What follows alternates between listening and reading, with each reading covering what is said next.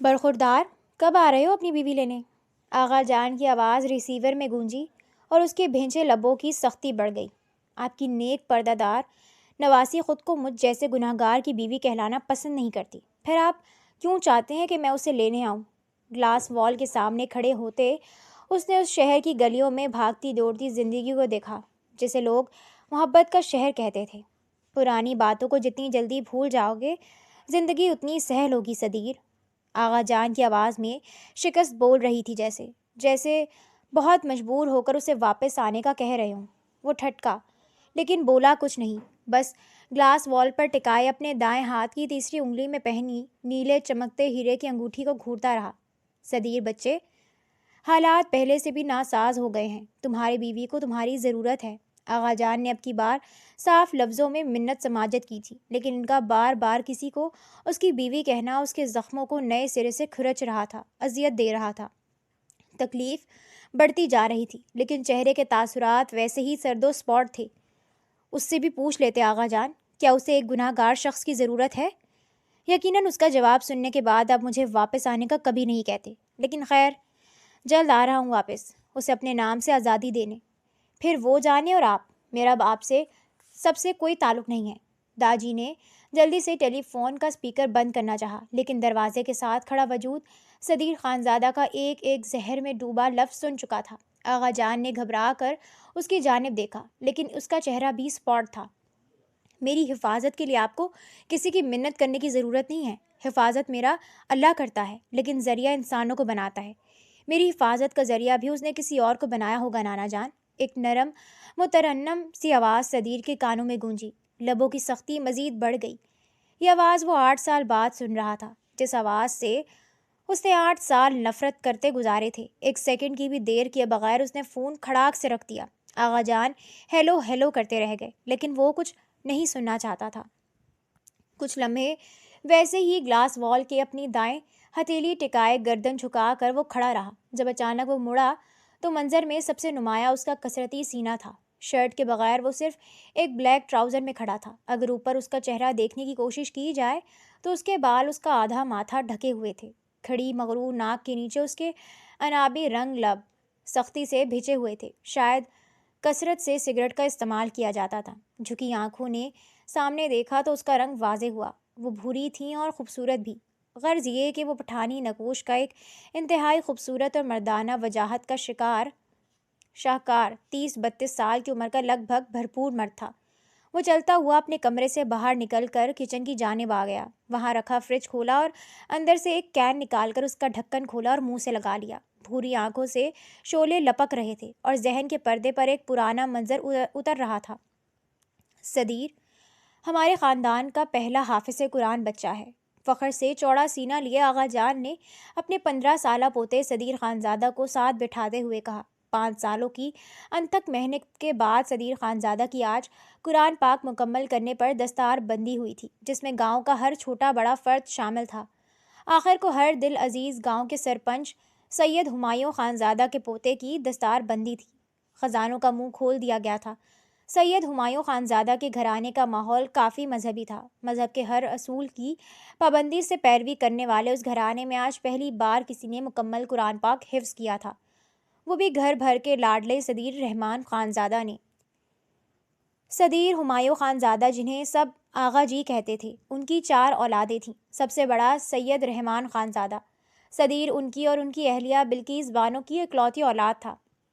دوسرے نمبر پر ہمایوں خانزادہ کی بیٹی تھی کشمالہ خانزادہ۔ ان کی شادی ہمایوں خانزادہ نے اپنے گہرے دوست اور دوسرے گاؤں کے سرپنچ سید ولی خانہ کے بیٹے سہیل خان سے کی تھی۔ دوستی اتنی گہری تھی اس وقت کہ انہوں نے یہ بھی خیال نہیں کیا کہ ان کے خاندان میں بیٹیوں کا رشتہ باہر نہیں کیا جاتا۔ کشمالہ خانزادہ کی 3 بیٹیاں تھیں، حریم، حوریہ اور سب سے آخر میں تھوڑی شرارتی سی ابریشم۔ کشمالہ خانزادہ کے بعد ہمایوں خانزادہ کے جڑواں بیٹے تھے، دل شیر خانزادہ اور اورنگزیب خانزادہ۔ دولت ان کے گھر کی صدیوں سے باندھی تھی، سو انہیں کوئی مسائل نہیں تھے۔ یہ خوشیاں ایسے ہی برقرار رہتی اگر جو اچانک کشمالہ خانزادہ بیوگی کی چادر اوڑھے ایک رات اچانک ان کے گھر نہیں چلی آتی۔ کشمالہ، رونا بند کرو، بلقیس خاتون نے روتی ہوئی کشمالہ بیگم کو چپ کروانا چاہا۔ آغا جان خاموشی سے اپنی بیٹی کو روتا دیکھ رہے تھے۔ جبکہ تینوں بھائیوں کا بس نہیں چل رہا تھا کہ اپنی بہن کی آنکھوں میں آنسو لانے والے خاندان کی اینٹ سے اینٹ بجا دیں۔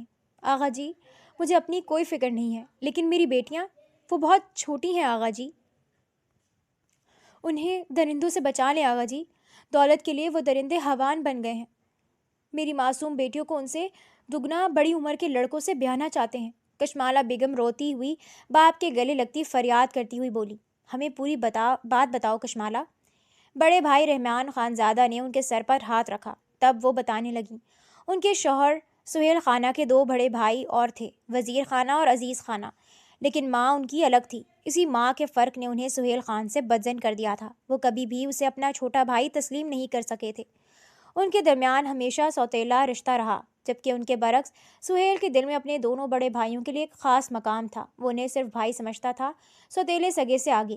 لیکن وزیر خانہ اور عزیز خانہ کی نفرت کی چنگاری کبھی نہیں بجھی، اور اس چنگاری نے تب آگ پکڑی جب برق خان یعنی ان کے والد سید ولی خان نے اپنی دولت کا ایک خاص حصہ سہیل خان اور ان کی بیٹیوں کے نام کر دیا۔ لیکن سہیل کے حصے میں اس کی ماں یعنی حمیدہ بیگم کی دولت بھی آئی تھی، جس وجہ سے وہ اپنے بھائیوں کی نفرت کا شکار ہو گیا۔ ان سے برداشت نہیں ہو رہا تھا کہ ان کا سوتیلا بھائی اتنی بڑی دولت کا مالک بنے، سو انہوں نے ایک گھنونی چال چلی سہیل خان کی زندگی کو ختم کر کے۔ ان کے مطابق سہیل خان ختم تو اس کی پوری دولت انہیں مل جائے گی، کیونکہ سہیل کی کوئی اولاد نرینہ نہیں تھی۔ لیکن یہ ان کی چال بھی ناکام ٹھہری، کیونکہ مرنے سے پہلے سہیل خان اپنی تمام دولت اپنی بیٹیوں کے نام کر گیا تھا کہ کہیں نہ کہیں وہ بھی اپنے بھائیوں کے خود سے نفرت سے واقف ہو گیا تھا۔ اسے معلوم تھا کہ اس کی زندگی کا اب خاتمہ ہونے والا ہے، مگر اس کی بیٹیاں ابھی معصوم اور چھوٹی ہیں۔ ان کی حفاظت کے لیے اس نے یہی ذریعہ نکالا اور اپنی وصیت چھوڑ گیا۔ وزیر اور عزیز سے اتنی بڑی شکست برداشت نہیں ہوئی، اور جذبات میں آ کر وہ کشمالہ بیگم کے سامنے اپنے گناہوں کا اعتراف کر گئے تھے، اور ساتھ ہی انہیں یہ بھی کہہ دیا کہ اب ان کی تینوں بیٹیوں کے نکاح وہ اپنے آوارہ اور دگنی عمر کے بیٹوں کے ساتھ کروانے والے ہیں۔ کشمالہ بیگم، جو پہلے ہی محبوب شوہر کی جدائی میں نڈھال تھیں، اب اپنی بیٹیوں پر اتنا بڑا خطرہ منڈلاتے دیکھ کر وہ خاموش نہیں رہیں۔ خوب شور کیا، احتجاج کیا، اور نتیجے میں انہیں تینوں بیٹیوں سمیت ان کے کمرے میں قید کر دیا گیا۔ انہوں نے اپنے بھائیوں اور آغا جان سے رابطہ کرنے کی کوشش کی، لیکن اس میں بھی انہیں ناکامی ہوئی۔ جب نکاح کے لیے انہیں کمرے سے باہر نکالا گیا تو اپنی ذہانت اور قابل اعتماد ملازموں کی مدد سے وہ اپنی بیٹیوں سمیت وہاں سے بھاگ گئیں۔ آغا جان، خدا کے لیے میری بچیوں کو بچا لیں، انہیں ایک محفوظ مقام دے دیں آغا جان، وہ پھوٹ پھوٹ کر رو دیں۔ صدیر، تم یہاں کیوں بیٹھے ہو؟ ہمارے ساتھ کھیلو نا۔ حوریہ نے خاموش بیٹھے صدیر کو مخاطب کیا، جو سامنے بچوں کے ساتھ کھیلتی ابریشم کو گھور رہا تھا۔ اول تو تم مجھے لالا بولا کرو حوریہ، دوسرا اب میرے کھیلنے کی عمر نہیں ہے۔ کم عمری میں بھی اس کی سنجیدگی کسی مرد سے کم نہیں تھی۔ پٹھان خون تھا، اس لیے اپنے قد کاٹ اور جسامت میں بھی اپنی عمر سے کافی بڑا لگتا تھا۔ اتنے کوئی بڑے نہیں ہو تم مجھ سے، لالا کا دم چھلا میں تو نہیں لگانے والی۔ 13 سالہ حوریہ نے اپنے بال جھٹکتے ایک ایسی ادا سے کہا کہ صدیر نے اسے ناگوار نظروں سے گھورا۔ یہ تمہاری بہن ایسے ہی سب کو پریشان کرتی ہے؟ حوریہ کی بکواس کو نظر انداز کرتے اس نے سامنے ابریشم کی طرف اشارہ کرتے کہا، جو لکڑی کی ایک سٹک پکڑے دلشیر خانزادہ کے 9 سالہ بیٹے حنین کو مار رہی تھی۔ وہ کافی عرصے کے بعد اپنی اس 10 سالہ شرارتی پھپھو ذات کو دیکھ رہا تھا، کیونکہ وہ بہت کم اپنے ننیال آتی تھی اور سدیر کبھی ان کے گھر نہیں گیا تھا، جبکہ حوریہ اور حریم اکثر اپنے ننیال میں ہی پائی جاتی تھیں۔ وہ ہر ایک کو ایسے ہی پریشان کرتی ہے، شاید تمہیں بھی کرے، تو ذرا بچ کر رہنا اس سے، حوریہ نے چھوٹی بہن کو دیکھتے ناک چڑھا کر کہا۔ اس کی بات پر سدیر نے گھور کر ابریشم کو دیکھا، جیسے کہہ رہا ہو یہ پدی مجھے پریشان کرے گی۔ حوریہ وہاں سے جا چکی تھی، جبکہ سدیر وہیں گارڈن گازیبو میں بیٹھا سب کو دیکھتا رہا۔ اسے سب کچھ عجیب لگ رہا تھا۔ مالا پھپھو کا رونا وہ دیکھ چکا تھا، ان کی باتیں بھی وہ سن چکا تھا۔ کم عمر تھا، لیکن اتنا بھی نہیں کہ کچھ سمجھ نہ سکے۔ اس کی مالا پھپھو اور پھپھو زاد بہنوں کو خطرہ تھا کسی سے۔ وہ ان سب باتوں کو سوچ ہی رہا تھا جب اپنے دائیں بازو پر اسے کچھ آ کر لگتا ہوا محسوس ہوا۔ ہلکے سے درد کی وجہ سے وہ اپنی سوچوں سے جاگا اور اپنے بازو کی جانب دیکھا۔ نظریں وہاں سے ہوتی اپنے دائیں طرف کھڑے وجود پر پڑی، ہاتھ میں لمبی سی سٹک پکڑے ابریشم کھڑی تھی۔ باقی کے بچے گازیبو کے باہر کھڑے تھے اور ان کے چہروں پر ایک ڈر سا تھا۔ غالباً وہ اسے روکنے کو اس کے پیچھے آئے تھے، لیکن ابریشم میڈم پہلے ہی اپنا کارنامہ سر انجام دے چکی تھی۔ سارا معاملہ سمجھ آتے ہی سدیر خانزادہ کے لب بھیج گئے اور غصہ 7ویں آسمان کو جا پہنچا۔ سنجیدہ اور کسی حد تک ریزرو رہنے والے سدیر خانزادہ کو اس کی حرکت پسند نہیں آئی تھی۔ کیا بدتمیزی ہے یہ بے وقوف لڑکی! وہ دھاڑ کر بولتا ہوا اپنی جگہ سے اٹھ کھڑا ہوا۔ اسے غصے سے دھاڑتے ہوئے اٹھتا دیکھ کر باقی بچے تو 9 2 11 ہو گئے، لیکن ابریشم خوفزدہ سی وہیں کھڑی رہی۔ تمہیں تمیز نہیں ہے کسی کے ساتھ کیسے سلوک کرنا ہے؟ وہ اسے خاموش دیکھ کر دوبارہ سے بولا۔ نہ جانے کیسے وہ اپنا غصہ قابو کیے کھڑا تھا، ورنہ اسے بالکل بھی پسند نہیں تھا کہ کوئی اس سے بلا وجہ بات بھی کرے، کجا کے بدتمیزی، وہ بھی خود سے 5 سال چھوٹی لڑکی کرے۔ لمحہ بھر پہلے خوفزدہ نظر آتی ابریشم کے چہرے سے اب غصہ چھلکنے لگا تھا، چھوٹی سی ناک سکڑ گئی۔ آپ کو تمیز نہیں ہے مہمانوں کے ساتھ اچھا سلوک کرنے کی؟ مورے کہتی ہیں مہمان اللہ کی رحمت ہوتے ہیں، ان کے ساتھ اچھا سلوک کرنا چاہیے، انہیں برا بھلا نہیں بولنا چاہیے۔ فرشتے اس انسان پر سلامتی بھیجتے ہیں جو مہمانوں کے ساتھ اچھا سلوک کرتا ہے۔ آپ مجھ سے اتنے بڑے ہیں، ہاتھ سے قد کی طرف بھی اشارہ کیا گیا، لیکن پھر بھی اتنی تمیز نہیں ہے سودی لالا، bad manners, very bad manners. افسوس گردن اس طرح ہلائی گئی جیسے سدیر کے سلوک سے اس چھوٹی دادی اماں کو واقعی میں بہت افسوس ہوا ہو۔ سدیر جو اس کی بکواس کو آرام سے سن رہا تھا، اپنے نام کی ایسی موت پر اسے گھور کر رہ گیا۔ آپ میرے پاس آئیے گا، میں آپ کو تمیزدار بچہ بنا دوں گی، بالکل میری طرح۔ اپنی لمبی سی پونی ٹیل کو جھلاتے اپنی طرف اشارہ کرتے وہ بول کر سدیر کو کچھ بھی سوچنے سمجھنے کا موقع دیے بغیر وہاں سے بھاگ گئی۔ سدیر کچھ لمحے منہ کھولے وہیں کھڑا رہا۔ کچھ دیر بعد دماغ نے کام کیا تو سمجھ آیا کہ وہ پدی اپنی غلطی پر پردہ ڈالنے اور اس سے بچ نکلنے کو اتنی بکواس کر رہی تھی۔ کیا ذہانت تھی اس بچی کی! سدیر سوچ کر رہ گیا۔ پھر اس کی آخری بات یاد آئی تو ہول کر رہ گیا۔ لا حول ولا قوت! یہ بے وقوف لڑکی! دانت پیستے وہ بڑبڑایا۔ سید ہمایوں خانزادہ نے اپنی طاقت کا استعمال کرتے اور کچھ ثبوت گواہوں کے سمیت پیش کر کے عزیر خان اور وزیر خان کو جیل پہنچا دیا تھا۔ ان کی بیٹی اور نوازیاں اب آزاد تھیں، لیکن ابھی ان مردودوں کے بیٹے کھلے عام گھوم رہے تھے۔ شک نہیں، یقین تھا کہ وہ خاموش نہیں بیٹھیں گے، اسی لیے راتوں رات انہوں نے کشمالہ بیگم کو ان کی بیٹیوں سمیت گاؤں سے غائب کروا دیا تھا، اور وہ اب کراچی شہر کے ایک رہائشی علاقے میں موجود تھیں۔ گھر میں ایک ادھم سا مچا ہوا تھا۔ حریم اور حوریہ کی کمرے پر لڑائی چل رہی تھی۔ ابریشم بھاگ بھاگ کر پورا گھر دیکھ رہی تھی۔ کشمالہ بیگم گھر کی سیٹنگ کر رہی تھی اور سدیر خانزادہ خاموشی سے پورا تماشا دیکھ رہا تھا۔ اسے آغا جان نے ان کے ساتھ ہی بھیج دیا تھا تاکہ کوئی گھر کا مرد ان کے ساتھ موجود رہے۔ اب اس کی باقی کی پڑھائی یہیں ہونی تھی۔ سودی لالا، گھر کتنا بڑا ہے نا؟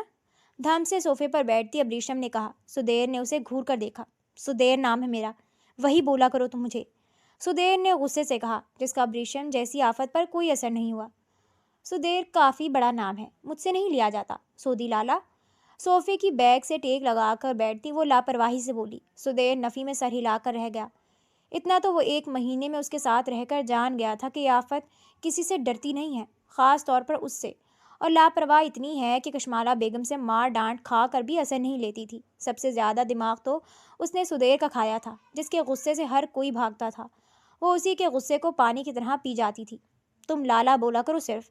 سدیر نے ایک بار پھر اس سربھری سے سر پھوڑنا چاہا۔ پھر آپ کو کیسے معلوم ہوگا کہ میں آپ سے بات کر رہی ہوں؟ لالا تو میں سب کو بولتی ہوں۔ اس لڑکی کی زبان! سدیر کراہ کر رہ گیا۔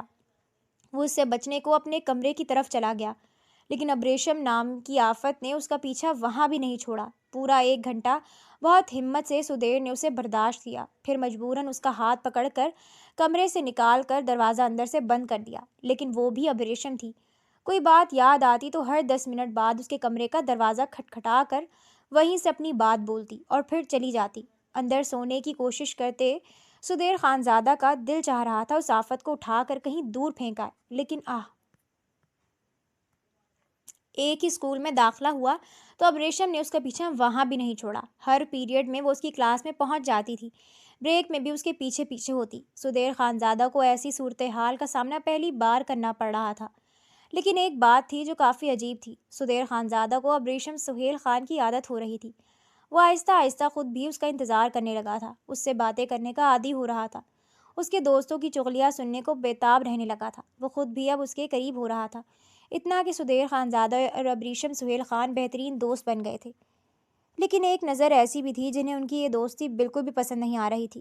حوریہ جب بھی ابریشم کو سدیر کے قریب بیٹھا دیکھتی یا سدیر کو ابریشم سے ہنس کر بات کرتے دیکھتی تو غصے سے لال پیلی ہو جاتی۔ سدیر نے کبھی اسے اپنی دوست نہیں بنایا تھا، پھر اس کی بہن کو کیوں؟ وہ خود سدیر خانزادہ کے قریب رہنے کی کوشش کرتی تو سدیر اسے دھتکار دیتا تھا، پھر اس کی بہن کے قریب کیوں آ رہا تھا وہ؟ اپنی ہی بہن سے وہ حسد کا شکار ہو رہی تھی، اور یہ حسد کی آگ کس کس کو اپنا شکار بنانے والی تھی یہ تو آنے والا وقت ہی بتانے والا تھا۔ سدیر بہت جلد اپنے جذبات کو پہچان گیا تھا، وہ محبت کا راہی بن گیا تھا۔ اسے ابریشم سہیل خان، جسے وہ اپنی صرف دوست کہتا تھا، اس سے محبت ہو گئی تھی۔ وہ صرف دوستی نہیں تھی، جب وہ اسے کسی دوسرے انسان کے ساتھ باتیں کرتے دیکھتا تو غصہ آتا تھا۔ وہ محبت تھی، اول دن سے تھی۔ ان کی دوستی کو 5 سال گزر گئے تھے۔ سدیر اب یونیورسٹی کا طالب علم تھا، جبکہ 15 سالہ بریشم 10ویں جماعت کی طالب علم تھی۔ حریم اور حوریہ 18 سال کی تھیں اور دونوں اب کالج جا رہی تھیں۔ ایک دن آغا جان اور ان کے بڑے بیٹے رحمان خانزادہ اور ان کی اہلیہ بلقیس بیگم بہت چھپتے چھپاتے وہاں ان سے ملنے آئے تھے، اور ایک خاص سلسلے کے متعلق بات کرنے بھی۔ مالے، ہم تم سے سدیر کے لیے تمہاری بیٹی حوریہ کا ہاتھ مانگنے آئے ہیں۔ وہ سب ابھی باہر سے آئے تھے جب انہیں معلوم ہوا کہ گاؤں سے آغا جان وغیرہ لوگ آئے ہیں۔ وہ خوشی سے ان سے ملنے کو اندر بڑھنے لگے تھے، جب اندر سے آتی آغا جان کی آواز سن کر دروازے پر ہی رک گئے۔ سدیر کے کان فوراً کھڑے ہو گئے۔ یہ کیا کہہ رہے تھے آغا جان؟ اس کا رشتہ حوریہ کے لیے؟ اس نے بے یقینی سے بند دروازے کو دیکھا۔ حوریہ شرما کر وہاں سے بھاگ گئی، جبکہ ابریشم کو کچھ خاص سمجھ نہیں آیا تھا۔ وہ سوالیہ نظروں سے سدیر کو دیکھنے لگی، جو پہلے ہی لال آنکھوں سے اسے دیکھ رہا تھا۔ ابریشم کے خود کی جانب دیکھنے پر وہ وہاں سے نکلتا چلا گیا۔ اگر کچھ دیر اور کھڑا رہتا تو شاید کچھ غلط کر دیتا۔ رات کو آغا جان نے سدیر کو اپنے کمرے میں بلایا۔ وہ وہیں چلا آیا۔ اس کے ماں باپ بھی کمرے میں موجود تھے۔ اسے آغا جان نے اپنے ساتھ بٹھایا اور وہیں بات اس سے بھی کی جو کشمالہ بیگم سے کی تھی۔ مجھے یقین ہے حوریہ تمہارے لیے ایک بہترین شریک حیات ثابت ہوگی۔ آغا جان نے مسکرا کر اس کی پیٹھ سہلائی۔ وہ خاموشی سے گردن جھکائے نیچے دیکھتا رہا۔ معاف کیجیے گا آغا جان، لیکن میں حوریہ سے شادی نہیں کر سکتا۔ لمبی خاموشی کے بعد آخر اس نے بولنے کا فیصلہ کر ہی لیا۔ اگر ابھی نہیں بولتا تو اپنی محبت کو ہمیشہ کے لیے کھو دیتا، اور ایسا تو وہ مر کر بھی نہیں چاہتا تھا۔ کیا مطلب ہے اس بات کا؟ حوریہ سے کیوں نہیں کرنا چاہتے شادی؟ آغا جان کا فوراً خون گرم ہوا۔ آخر وہ کہاں برداشت تھا کہ کوئی ان کی بات کی نفی کرے۔ بلقیس بیگم نے سینے پر ہاتھ رکھ لیا، جبکہ رحمان صاحب نے غصے سے بیٹے کو گھورا۔ انہیں بھی بیٹے کی یہ گستاخی پسند نہیں آئی تھی، کیونکہ میں کسی اور کو پسند کرتا ہوں۔ وہ مضبوط لہجے میں بولا۔ ابریشم کے لیے وہ آج کسی بھی پہاڑ سے ٹکرانے کو تیار تھا، پھر یہ تو اپنے ہی گھر والے تھے۔ کیا بکواس کر رہے ہو؟ کسے پسند کرتے ہو تم؟ اگر کرتے بھی ہو تو بھول جاؤ اسے۔ ہم غیر برادری میں تمہاری شادی نہیں ہونے دیں گے۔ آغا جان تو کسی اور لڑکی کا نام سن کر ہی آپے سے باہر ہو گئے تھے۔ رحمان خانزادہ نے بھی بیٹے کو سنا ڈالی۔ بس ایک بلقیس بیگم تھی جو بولی تو کچھ نہیں، لیکن ان کی آنکھوں سے آنسو بہہ رہے تھے۔ وہ غیر برادری کی نہیں ہے آغا جان، آپ ہی کا خون ہے وہ بھی، وہ بولا۔ سب نے چونک کر اسے دیکھا۔ کون؟ کس کی بات کر رہے ہو تم؟ رحمان خانزادہ نے پوچھا۔ سدیر نے باری باری سب پر نظر ڈالی۔ ابریشم سہیل خان۔ کمرے میں ایک طویل خاموشی چھا گئی۔ سب ہکا بکا سے ایک دوسرے کو دیکھ رہے تھے۔ وہ بہت چھوٹی ہے تم سے، ایسا نہیں ہو سکتا، آغا جان نے کہا۔ صرف 5 سال چھوٹی ہے، یہ کوئی اتنا بڑا مسئلہ نہیں۔ اور کیوں نہیں ہو سکتا؟ کیا حوریہ ہی صرف آپ کی نواسی ہے، ابریشم نہیں؟ سدیر نے ان کے جواز کو اپنی موت آپ مار دیا۔ آغا جان خاموش ہو گئے۔ مالے سے کیسے بات کریں گے ہم؟ ایک بیٹی کے لیے انکار کر کے دوسری کے لیے رشتہ مانگنا، یہ کس مشکل میں پھنسا رہے ہو تم ہمیں سدیر بچے؟ آغا جان پریشان نظر آنے لگے تھے۔ اگر میری دلہن ابریشم سہیل خان ہوگی تو مجھے رشتہ قبول ہے، ورنہ دنیا کی کوئی دوسری لڑکی میرے لیے حرام ہے۔ اپنا فیصلہ سنا کر وہ کمرے سے چلا گیا۔ پھر آغا جان نے ہی کشمالہ بیگم سے بات کی۔ پہلے تو وہ جی بھر کر روئیں، لیکن آخرکار مان ہی گئیں۔ دوسری طرف حوریہ تھی، جس پر سدیر خانزادہ کا انکار بجلی بن کر ٹوٹا تھا۔ ایک نفرت کی چنگاری تھی جو ابریشم کے لیے اس کے دل میں اٹھی تھی۔ یہ انکار اس کے عزت نفس پر چابک بن کر لگا تھا۔ ایک ابریشم ہی تھی جو ہر بات سے لا علم تھی۔ اسے بس یہی بتایا گیا تھا کہ سدیر سے اس کا نکاح ہونے والا ہے، اور یہ رشتہ آغا جان نے طے کیا ہے۔ فی الحال صرف نکاح ہو رہا تھا۔ رخصتی ابریشم کے 20 سال کے ہونے کے بعد طے پائی گئی تھی۔ نکاح کی رسم ادا کر دی گئی تھی، اور 2 تارے ایک دوسرے کی قسمت میں لکھ دیے گئے تھے۔ سدیر خانزادہ کی خوشی دیکھنے لائق تھی، جیسے اسے کوئی ہفت اقلیم کی دولت مل گئی ہو۔ ہاں، ابریشم اس کے لیے ایک ایسا ہی بیش قیمتی خزانہ تھا جس کے حصول اور حفاظت کے لیے وہ اپنی جان دینے کو بھی تیار تھا۔ وہ اپنے کمرے میں تھی، ابھی بھی نکاح کے ہی سرخ جوڑے میں ملبوس۔ ڈریسنگ ٹیبل کے سامنے کھڑے ہوتے وہ اپنی جیولری اتار رہی تھی جب اسے کمرے کی کھڑکی پر کوئی آہٹ محسوس ہوئی۔ وہ چونک کر مڑی تو کھڑکی سے اندر آتے وجود پر اس کی نظر پڑی۔ وہ سدیر تھا جو کھڑکی سے اندر کودا تھا۔ اسے دیکھ کر ابریشم کو حیرت ہوئی۔ बोलोगी नहीं कैसी कुछ? हो मेरी पठानी? सुदेर ने हाथ सुदेर बढ़ाकर लबों पर उसके एक माथे से बाल खूबसूरत हटाते मुस्कान पूछा। लिए उसके सामने अब जा रेशम खड़ा हुआ। एकदम अब अपने रेशम ख्यालों अब से भी जागी। हैरत से सुदेर को फटी देखकर आंखों उसे एक से उसे झिझक देख सी रही थी। महसूस हुई। वो एकदम अपनी जगह से पीछे हटी। आप यहाँ क्या कर रहे हैं? नजरें झुकाए उसने बमुश्किल कहा। वरना नए नए बने रिश्ते की वजह से अब रेशम जैसी आफत भी शर्म से कुछ बोलने के काबिल न रही थी। अपनी मनकूहा को मुबारकबाद देने आया हूँ। सुदेर ने उसका हाथ पकड़ा। अब रेशम शर्म से अपने आप में सिमट गई। आप जाएं यहाँ से, किसी ने आपको यहाँ देख लिया तो? वो बंद दरवाजे की जानिब देखती अपना हाथ उससे छुड़ाने की कोशिश करते हुए बोली। मनकूहा के कमरे में हूँ मैं इस वक्त। सब लोगों की रजामंदी से रिश्ता बना है तो किसी को क्या मसला? सुदेर ने झटके से उसे पकड़कर अपनी जानिब खींचा। अब रेशम ने बर वक्त उसके सीने पर अपना हाथ रखकर खुद को उससे टकराने से बचाया, लेकिन उसका सीने पर हाथ रखना ही सुदेर के दिल की धड़कन साकित कर गया था। वो अपनी धड़कनों को रोके उसके लरसते हाथ को देख रहा था जो उसके सीने पर रखा था। नजरें वहाँ से होती सीधी अब रेशम के चेहरे पर गईं। वो अभी नजरें झुकाए खड़ी थी। उसने पहली बार के बाद से दोबारा सुदेर के चेहरे की जानिब नहीं देखा था। क्या तुम इस रिश्ते से खुश हो अबर? उसका दूसरा हाथ अपने हाथ में लेकर उसने पूछा। अब रेशम ने अब भी कोई जवाब ना दिया। उसकी खामोशी सुदेर को खटकने लगी थी। अब क्या मैं ये समझूं कि इस रिश्ते में तुम्हारी रजा शामिल नहीं है?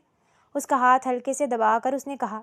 अब रेशम ने तड़प कर अपनी नज़रें सुदेर की तरफ उठा कर देखा और बस सुदेर को अपना जवाब मिल गया। अब रेशम की पठानी नीली आंखों में सुदेर को बावर करवा दिया कि मोहब्बत की राहों का अकेला वही राही नहीं है। अब रेशम भी उसकी हमसफ़र थी। सुदेर का दिल बग़ैर अब रेशम के इजहार के भी मुतमईन हो गया। ये मैं तुम्हारे लिए लाया था पठानी। अपनी जेब से उसने एक सुर्ख मखमली डब्बी निकाली और रेशम ने सवालिया नज़रों से उसे देखा। सुदेर ने डब्बिया खोली तो अंदर एक पेंडेंट था, वाइट चेन का। गालिबन वो प्लैटिनम था, सफ़ेद सोना। पेंडेंट सादा था लेकिन इंतहाई खूबसूरत था, हल्के सफ़ेद हीरो से दिल की शक्ल का बना। अब रेशम की आंखों में उसे देखकर सताइश उभरी। मुझे मालूम था ये तुम्हें पसंद आएगा, सुदेर ने उसकी आंखों में सताइश देखकर कहा। मैं आए? वो पहनाने की इजाज़त मांग रहा था। अब रेशम ने मुस्कुराकर हाँ में सर हिलाते अपने बाल गर्दन से हटाकर दाएं कंधे पर रखे और ख़ुद उसकी तरफ पुश्त करके आईने के सामने खड़ी हो गई। सुदेर आगे बढ़ा और पेंडेंट उसके गले में डाला। उसकी उंगलियों का नर्म लम्स अपनी गर्दन पर महसूस करते अब रेशम ने आंखें बंद कर लीं। जादूगर के पहले ही लम्स में कुछ ऐसा था जिसने अब रेशम को बावर करवा दिया था कि वो उस शख्स से कितनी मोहब्बत करती है। सुदेर ने पेंडेंट उसे पहना दिया। वो पीछे हटने लगा था लेकिन रिश्ते की मलकियत और जज्बात पर काबू ना पाते वो अपने होंठ उसकी गर्दन पर रख गया। आंखें बंद किए खड़ी अब रेशम ये लम्स महसूस करते गिरने को थी जब सुदेर ने दोनों हाथों से उसकी कमर थाम कर उसकी पुश्त अपने सीने से लगाई। होंठ आहिस्ता आहिस्ता पूरी गर्दन पर सफ़र करने लगे थे। कमरे में मायने खेज खामोशी बढ़ने लगी थी, जज्बात बोझल होने लगे थे। इससे पहले वो जज्बात में आकर कुछ गलत कर बैठता या उसकी मासूमियत का फ़ायदा उठा लेता, खुद पर काबू पाता फ़ौरन पीछे हटा। सुदेर के पीछे हटने पर अपनी भागती दौड़ती धड़कनों को संभालते अब रेशम ने आंखें खोली। सुदेर खिड़की की तरफ बढ़ा वापस जाने को। खिड़की पर जाकर रुकते उसने एक नज़र मुड़कर अब रेशम को देखा जो अब भी उसी पोजीशन में खड़ी थी। कुछ लम्हे उसे देखते रहने के बाद वो झटके से उस तक आया और उसे खींचकर अपने सीने से लगाया। इस अचानक अफ्तार पर अब रेशम की चलती सांसें दोबारा थम गईं। अपनी धड़कनों के साथ वो सुदेर की धड़कनें महसूस कर रही थी। अपने खान को कभी अकेला मत छोड़ना पठानी। अब रेशम के माथे पर होंठ रखे वो आहिस्ता से बड़बड़ाया, जैसे वादा मांग रहा था उससे। कुछ लम्हे दोनों एक दूसरे की धड़कनों को महसूस करते खड़े रहे। सुदेर को ही लम्हे गुजरने का एहसास हुआ तो अब रेशम से अलग होता खिड़की के रास्ते से कमरे से चला गया। वो ऐसा क्यों कर रहे थे? कह रहे थे मैं तो अब हमेशा उनके साथ रहूंगी ना। सीने पर हाथ रखे अब रेशम अपनी धड़कनों को संभालती बोली। अपनी गर्दन पर उसके होंठों का लम्स अब भी महसूस हुआ तो शर्मा कर अपना चेहरा दोनों हाथों में छुपा गई।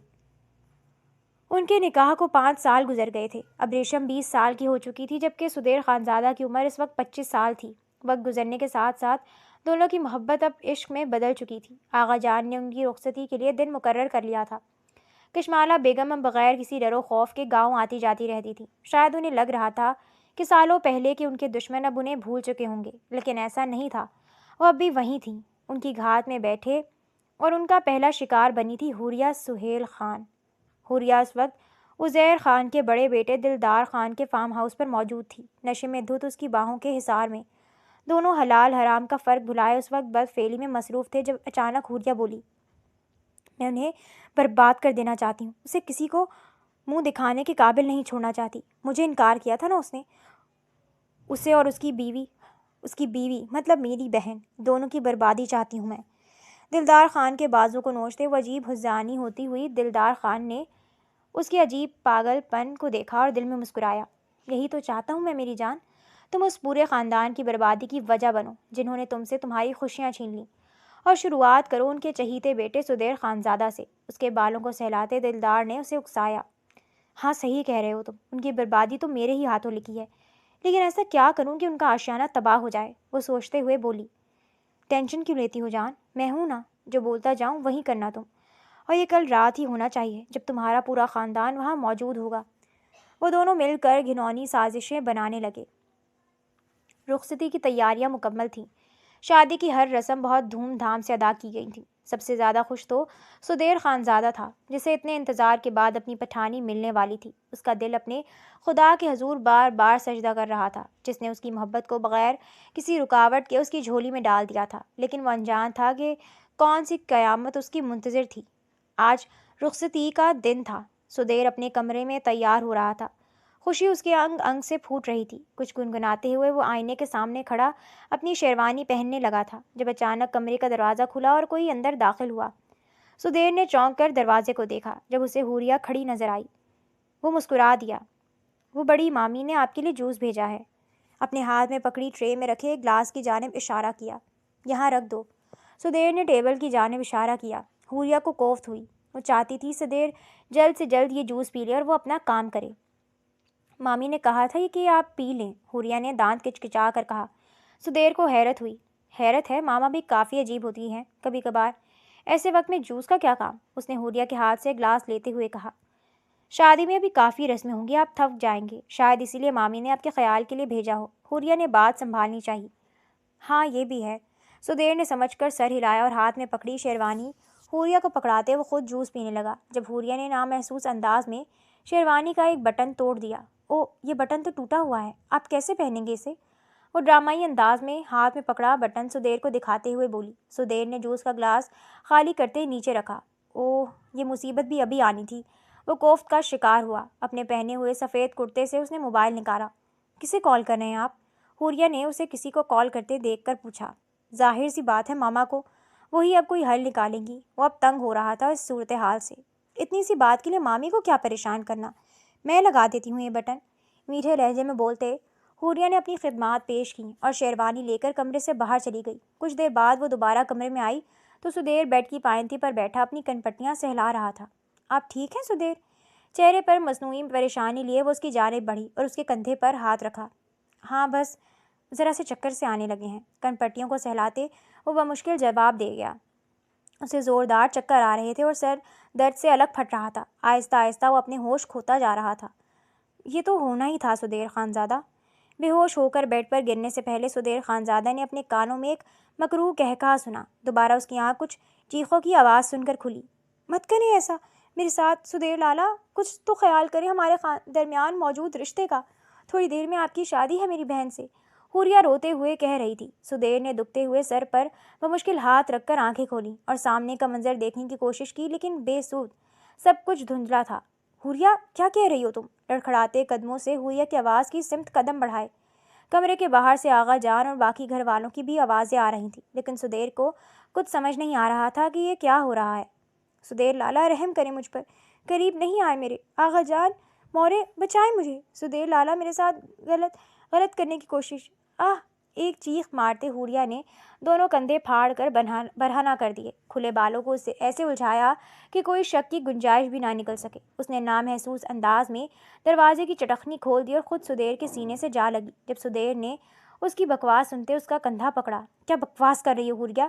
سدیر اس کا کندھا پکڑے غرایا۔ ابھی بھی سامنے کا منظر اس کے لیے دھندلا تھا۔ ابھی وہ اور کچھ بھی بولتا جب اچانک دروازہ واہ ہوا اور سب گھر والوں نے قدم اندر رکھے۔ سب سے آگے آغا جان تھے۔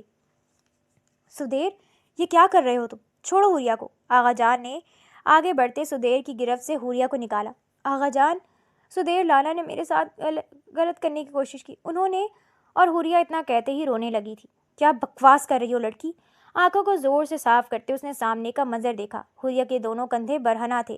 بال الجھے ہوئے اور گالوں پر تھپڑ کے نشان۔ اس کی حالت دیکھ کر ایسا معلوم ہو رہا تھا جیسے کسی نے اس کے ساتھ غلط کرنے کی کوشش کی ہو۔ تم بتاؤ صدیر خانزادہ، تم نے کیا کیا ہے بچی کے ساتھ؟ رحمان خانزادہ نے آگے بڑھتے بیٹے کو ایک تھپڑ رسید کیا۔ حوریہ دل ہی دل میں مسکائی۔ کشمالہ بیگم اور باقی عورتیں بری طرح رونے لگی تھیں، جبکہ دلہن کے لباس میں سجی سوری کھڑی ابریشم بے یقینی سے سدیر کی جانب دیکھ رہی تھی، جس کی اپنی حالت بھی حوریہ سے الگ نہیں تھی۔ کرتا سرے سے غائب تھا، ایک بنیان اور شلوار میں ملبوس اس کی چال میں واضح لڑکھڑاہٹ تھی۔ میں ان کے کمرے میں ان کو شیروانی دینے آئی تھی تو دیکھا کہ یہ شراب پی رہے تھے۔ نشے نے ان کے حواس سلب کر دی اور یہ میرے ساتھ زبردستی کرنے لگے، ماں کے سینے سے لگے حوریہ نے ٹسوے بہاتے ہوئے کہا۔ یہ جھوٹ ہے، بکواس کر رہی ہے یہ لڑکی، میں نے کوئی شراب نہیں پی۔ اپنی اتنے سالوں کی نیک نامی پر بات آتے دیکھ کر سدیر خانزادہ کی روح تک بلبلا اٹھی تھی، اور سب سے زیادہ گھائل اسے کر رہی تھی خود کو بے یقینی سے تکتی ابریشم کی آنکھیں۔ وہ مسلسل نفی میں سر ہلاتے اسے دیکھ رہا تھا، جیسے کہہ رہا ہو کہ یقین کرو اپنے خان کا، اس نے کچھ غلط نہیں کیا۔ لیکن تم شراب پینے لگے ہو سدیر؟ آغا جان نے اس کا لڑکھڑاتا وجود دیکھ کر لب بھینچ لیے۔ باہر مہمانوں تک بھی خبر پہنچ چکی تھی۔ خاندان بھر میں سید ہمایوں خانزادہ کے خاندان کی ناک کٹ کر رہ گئی تھی۔ طرح طرح کی بولیاں بولی جا رہی تھیں اور آغا جان کا سر شرمندگی سے جھکتا ہی چلا جا رہا تھا۔ میرا یقین کرو ابر، میں نے ایسا کچھ نہیں کیا، جھوٹ بول رہی ہے حوریہ، بہتان لگا رہی ہے مجھ پر۔ سدیر نے ابریشم کی طرف قدم بڑھائے لیکن وہ جھٹکے سے پیچھے ہٹی۔ آغا جان، اس زانی شخص سے کہیے چلا جائے یہاں سے، میں اپنی بہن کے گناہ گار کی شکل بھی نہیں دیکھنا چاہتی۔ اس سے کہیں یہ چلا جائے یہاں سے، ورنہ میں مورے اور اپنی بہنوں کو لے کر یہاں سے چلی جاؤں گی۔ وہ سدیر کی آنکھوں میں اپنی آنکھیں ڈال کر بولی۔ اسے نفرت محسوس ہو رہی تھی اپنی ہی محبت سے، جس نے اس کی بہن کی عزت پر ہاتھ ڈالا تھا، لیکن دل یقین نہیں کر رہا تھا۔ ایسا مت کرو پٹھانی، میری بات کا یقین کرو، میں نے کچھ غلط نہیں کیا۔ کمرے سے باہر نکلتے ابریشم کا ہاتھ پکڑ کر سدیر نے اسے روکنے کی کوشش کی، لیکن وہ لمحوں میں اپنا ہاتھ چھڑوا کر وہاں سے نکل گئی۔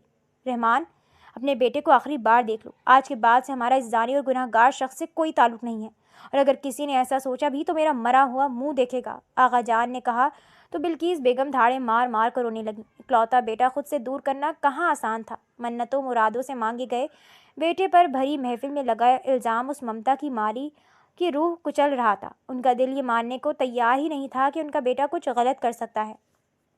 اسی دن اسی وقت بظاہر زندہ لیکن اندر سے مردہ ہو چکے سدیر خانزادہ کو ہاتھ پکڑ کر گھر سے نکال دیا گیا تھا۔ وہ روتا رہا، چیختا رہا، لیکن کسی نے اس کی فریاد نہیں سنی۔ پوری رات وہ گھر کے بڑے گیٹ کے سامنے کھڑا چلاتا رہا کہ اس کی کوئی غلطی نہیں ہے، اس پر بہتان لگایا جا رہا ہے۔ اندر ابریشم کی حالت بگڑتی جا رہی تھی، اس پر مسلسل بے ہوشی طاری تھی، اور بے ہوشی میں بھی وہ صرف سدیر کو پکار رہی تھی۔ سدیر خانزادہ، اس کا پہلا دوست، اس کا محبوب شوہر، اس کا عشق، کیسے کر سکتا ہے اس کی بہن کے ساتھ اتنا غلط؟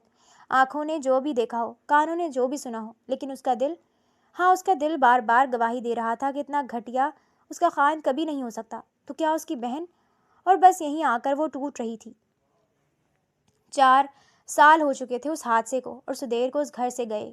شروع کو 3 مہینے تو وہ مسلسل گھر کے دروازے تک آتا رہا، اپنے کردار کی گواہی دینے، اپنے گھر والوں کو بتانے کہ اس نے کچھ غلط نہیں کیا۔ لیکن اس ایک رات کے بعد سے سدیر خانزادہ کو کبھی نہیں دیکھا گیا۔ وہ کہاں گیا کسی کو کچھ معلوم نہیں تھا سوائے ایک وجود کے۔ آخری بار وہ صرف گیٹ تک نہیں آیا تھا، ابریشم کے کمرے تک آیا تھا۔ اس رات وہ کروٹیں بدلتے بدلتے سونے کی کوشش کر رہی تھی، لیکن اس ستم گر محبوب کی یاد میں نیند بھی روٹ گئی تھی۔ وہ جھنجھلا کر بیڈ پر اٹھ کر بیٹھ گئی۔ جب اسے محسوس ہوا کہ کوئی دوسرا وجود بھی اس کے کمرے میں موجود ہے، وہ ڈر گئی اور کمرے میں یہاں وہاں دیکھا تو نظریں سامنے رکھے صوفے پر بیٹھے وجود پر گئیں۔ وہ ڈر سے چیخنے کو تھی جب سدیر نے لمحے کی بھی دیر کیے بغیر ایک ہی جس میں اٹھ کر اس کے منہ پر ہاتھ رکھا۔ ابریشم پھٹی پھٹی آنکھوں میں ڈر لیے سدیر کو دیکھنے لگی۔ ڈر رہی ہو کہ کہیں میں تمہارے ساتھ بھی وہی سب نہ کروں جو تمہاری بہن کے ساتھ کیا؟ اس کی آنکھوں میں تیرتا ڈر دیکھ کر وہ طنزیہ انداز میں بولا۔ ابریشم نے اس کا ہاتھ اپنے منہ سے ہٹانے کی کوشش کی۔ بہت غلط کیا تم نے پٹھانی، بہت غلط۔ اس بھیڑ میں کم از کم تمہیں میرے ساتھ کھڑا ہونا چاہیے تھا۔ اپنا ماتھا ابریشم کے ماتھے سے ٹکائے وہ آہستہ شکستہ سے انداز میں بولا۔ مت کہیں مجھے پٹھانی، نہیں ہوں میں آپ کی پٹھانی، اور غلط تو آپ نے کیا ہے میری بہن کے ساتھ، میرے جذبات کو رون ڈالا، میرے خوابوں کو آنکھوں سے نوچ ڈالا۔ غلط تو آپ ہوئے سدیر خانزادہ، دل چاہتا ہے آپ کو اپنے ہاتھوں سے مار دوں۔ اس کا ہاتھ اپنے منہ سے ہٹا کر وہ روتے ہوئے بولی۔ سدیر نے ایک درد بھری نظر اس کے وجود پر ڈالی۔ اگر آج بھی تم کہہ دو کہ تمہیں اپنے خان پر بھروسہ ہے، باخدا تمہارے ہاتھوں سے زہر بھی خوشی خوشی پیوں گا۔ نہیں ہے مجھے آپ پر بھروسہ، آپ ایک زانی ہیں، وہ چلائی۔ بہت چاہا کہ شاید تم میرا ساتھ دو، لیکن ایسا نہیں ہو سکا، اور یہ ملال اتنا زیادہ ہے کہ آج پچھتاوا ہو رہا ہے تم سے محبت کرنے پر۔ اب ریشم کے دونوں بازوؤں کو تھام کر اپنی طرف کھینچتے وہ نیچی آواز میں غرایا۔ اب ریشم خوف سے پیلی پڑی اس کا یہ انداز دیکھ کر۔ محبت کرنے کا پچھتاوا مجھے آپ سے زیادہ ہے، چلے جائیں یہاں سے ہمیشہ کے لیے، آئندہ زندگی کے کسی موڑ پر میں آپ کا چہرہ بھی نہیں دیکھنا چاہتی۔ اب ریشم کے الفاظ زہر میں ڈوبے تیر تھے جو صدیر کے دل میں پیوست ہوا تھا۔ ہمیشہ کے لیے رشتہ توڑنے آیا ہوں تم سب سے میری جان۔ تم لوگ اب پچھتاوے کی آگ میں جلو گے، مجھے ڈھونڈنے کی کوشش کرو گے، لیکن میں ملوں گا نہیں۔ الوداع اب ریشم سہیل خان، تم سے محبت کرنے والا سدیر خانزادہ اب ہمیشہ ہمیشہ کے لیے مر گیا۔ ایک پین ڈرائیو اس کے ہاتھ میں زبردستی تھماتے وہ اسے زور سے بیڈ پر دھکا دیتے اس کمرے سے نکلتا چلا گیا۔ پیچھے اب ریشم اس کے لفظوں کو سمجھنے کی کوشش کر رہی تھی کہ آخر کون سا پچھتاوا۔ پھر اس کا دھیان اپنے ہاتھ میں رکھی پین ڈرائیو کی جانب گیا۔ ایسا کیا ہے اس میں؟ وہ بڑبڑائی، جلدی سے اٹھ کر لیپ ٹاپ لے کر آئی اور پین ڈرائیو کو کھنگالنے لگی۔ پوری پین ڈرائیو خالی تھی سوائے 3 ویڈیوز کے۔ اس نے پہلی ویڈیو آن کی اور اسے کھولتے ہی جو اس نے دیکھا، اس نے اب ریشم کے سر پر ساتوں آسمان گرا دیے تھے۔ وہ حوریہ تھی، کسی غیر مرد کی باہوں میں بہت ہی قابل اعتراض حالت میں۔ دوسری ویڈیو میں وہی آدمی کسی جگہ پر قید نظر آ رہا تھا، وہ کوئی اعتراف کر رہا تھا اور اس کے ہر لفظ کے ساتھ اب ریشم خود کو زمین میں دھستا ہوا محسوس کر رہی تھی۔ تیسری ویڈیو میں حوریہ اسی آدمی کی باہوں میں بیٹھی تھی اور دونوں اپنی گھنونی سازش پر کہا لگا رہے تھے، کیسے انہوں نے سدیر اور ان سب کی زندگی میں آگ لگائی تھی۔ حوریہ کا اتنا غلیظ چہرہ دیکھ کر اب ریشم کو اس سے گھن آنے لگی۔ وہ اس عورت کو کیسے اپنی بہن کہہ سکتی تھی جس نے اس کی پرسکون زندگی کو اپنی حسد کی آگ میں جھلسا دیا تھا؟ لیکن اس سے بھی زیادہ اگر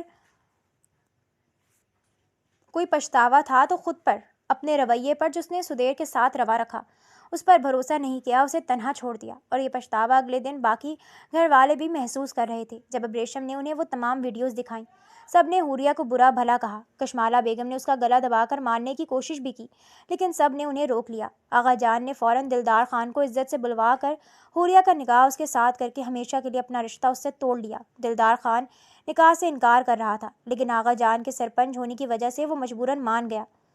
پورے گھر میں ایک سوگ کا سا سما تھا۔ بلقیس بیگم آتے جاتے بس ہر جگہ سدیر کو ڈھونڈ رہی تھیں۔ ہر کوئی ایک دوسرے سے نظریں چرائے پھر رہا تھا۔ کشمالہ بیگم تو بلقیس بیگم کے سامنے آنے سے بھی کترا رہی تھی کہ اپنی بیٹی کی وجہ سے وہ خود کو ان کا گنہگار سمجھ رہی تھی۔ آغا جان اپنی طرف سے پوری کوشش کر رہے تھے کہ سدیر کہیں سے مل جائے، لیکن ان کی ہر کوشش ناکام ثابت ہو رہی تھی۔ اب ریشم کا حال تو سب سے زیادہ خراب تھا۔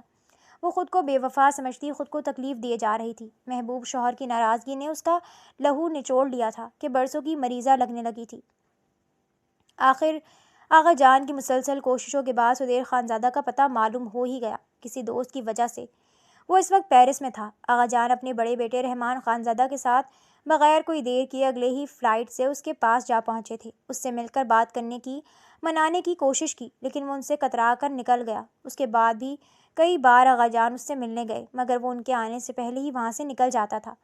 اب ریشم نے اس سے فون پر بات کرنی چاہی اور وہ اس کی آواز سن کر بھی کچھ نہیں بولتا تھا۔ پچھلے 4 سالوں میں ہر کوئی کوشش کر چکا تھا، لیکن اس کی ناراضگی اتنی پکی ثابت ہوئی تھی۔ اس سے بھی پوچھ لیتے آغا جان، کیا اسے ایک گناہ گار شخص کی ضرورت ہے؟